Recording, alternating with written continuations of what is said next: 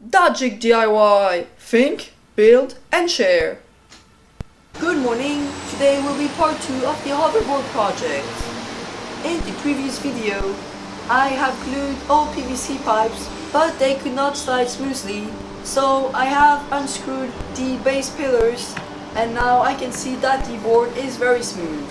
I am going to screw these L brackets back on according to the angles of my PVC pipes, hoping that it will work this time.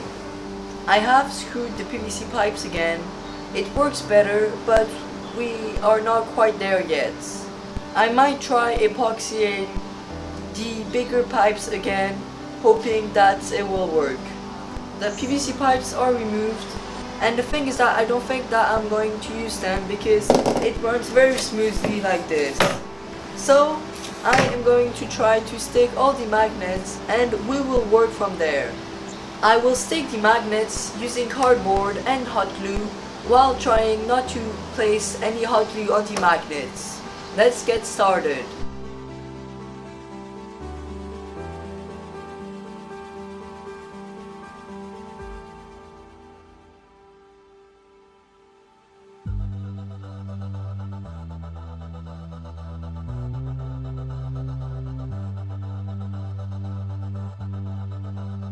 I have spent 2 hours trying to fix the magnets, and some quick prototypes tells me that this approach is just not going to work. One option that I can see is left is using super glue. I will see how this turns out to be.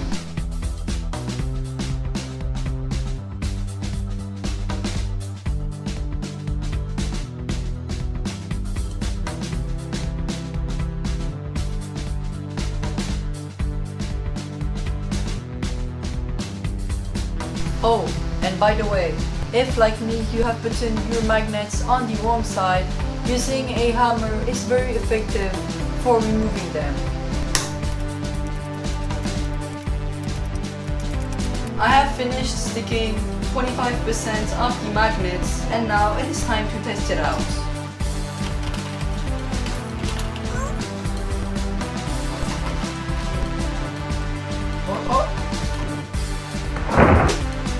I have to use some real screws on this thing.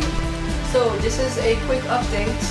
2 hours have passed since I have started gluing these magnets, and it's at this point that I have realized that this board produces much more thrust than this board right here. And the answer is very simple. It is because on each face there is 4 times more magnets which attract the levitating magnets, thus the magnet levitates way lower than on the bigger one.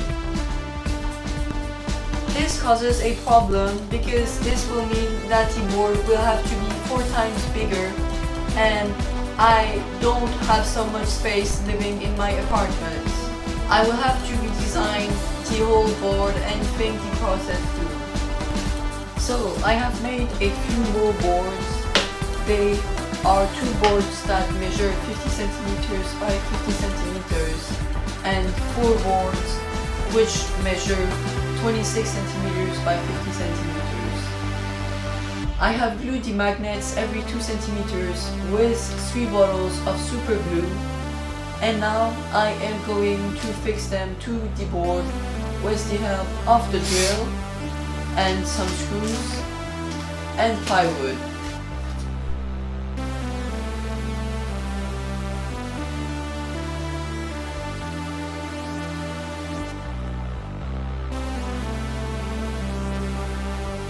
So here the board is. As you can see, I have used some screws and some pieces of plywood to make the junctions.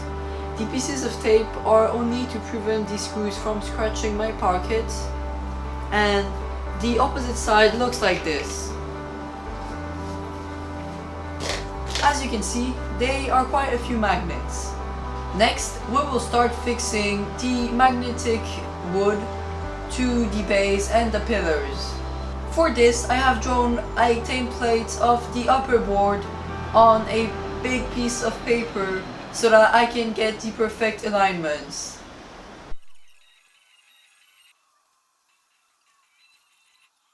As you can see, the second board is ready, but I have found that I still have quite a few magnets left. This means that I will have to make some more boards, but since this board is already pretty big, I put a couple hinges so that I can fold the board over. I have finished cutting the two first 66 centimeters pieces of wood. It would be better to use only one slab, but I ran out of scrap wood. This means that I will have to go find some other materials in order to complete the project.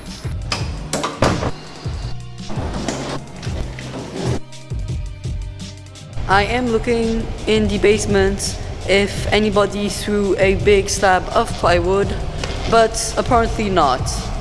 So I'm heading to the art store in order to get some foam board.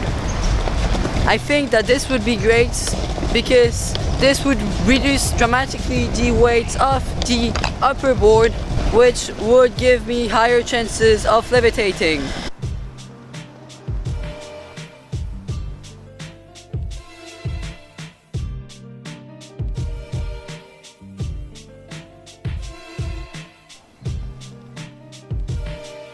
I am back.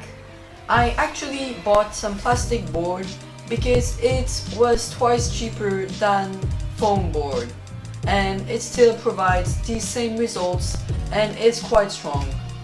I am going to strengthen it with some aluminum rods that I have scavenged from a clothes hanger or anything else that is quite sturdy and lightweight.